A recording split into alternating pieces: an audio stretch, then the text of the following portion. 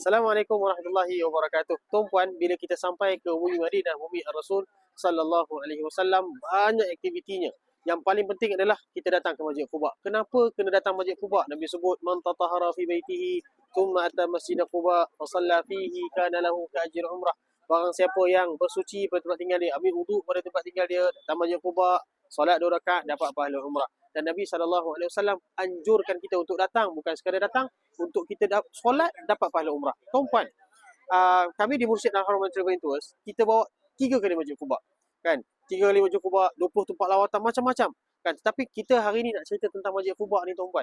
Sebab tu, kami di Mursyid Al-Haram Travel Tours selama 5 malam duduk di Madinah, 3 kali Masjid Quba kami bawa untuk tuan-puan datang solat sunat di sini, dan sebab tu boleh berjalan-jalan di tempat-tempat bersejarah yang lain. Dan dengan invention kerajaan Arab Saudi sekarang, kalau tuan-puan tengok daripada Masjid Nabi sampai ke sini, dia dah mudahkan orang untuk ada bagi golf, untuk datang ke sini solat 2 rakaat dapat pahala umrah juga.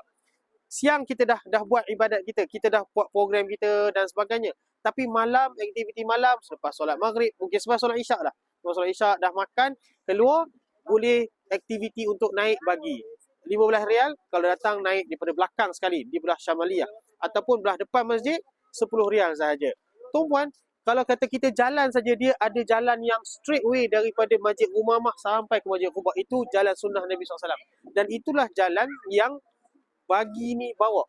Tetapi tuan-puan, kalau kita jalan sahaja, tak ada apa-apa. Dulu kan tak ada apa-apa, kosong. Ya Allah, rasa lamanya nak sampai. Kan, rasa boringnya. Kan, jadi naiklah teksi. Tapi sekarang ni dah ada bagi golf, nak boleh berhenti, nak berjalan, ada tempat makan, ada tempat shopping, kan. Jadi orang rasa apa, dia tak boring. Dia rasa seronok. Dia datang Masjid Quba, dia maksimumkan ibadah. Kan, dia maksimumkan, yalah, kita rasa seronok, kita rasa best, kita rasa selesa. Tetapi ibadah kita dekat mana? So sambil kita jalan sampai di Masjid Quba, kita solat 2 rakaat, kita dapat pahala umrah. Sambil tu kita nak berjalan, tengok tempat yang cantik, kan? Ada tempat shopping di belah depan, tempat minum-minum di kafe dan sebagainya. Ada ladang kurma di tepi tu, boleh lepak-lepak minum air teh dalam 5 rial, 2 rial, insya-Allah taala. So, kita rasa seronok, dan moga-moga Allah jemput lebih ramai sahabat-sahabat untuk datang ke bumi Madinah.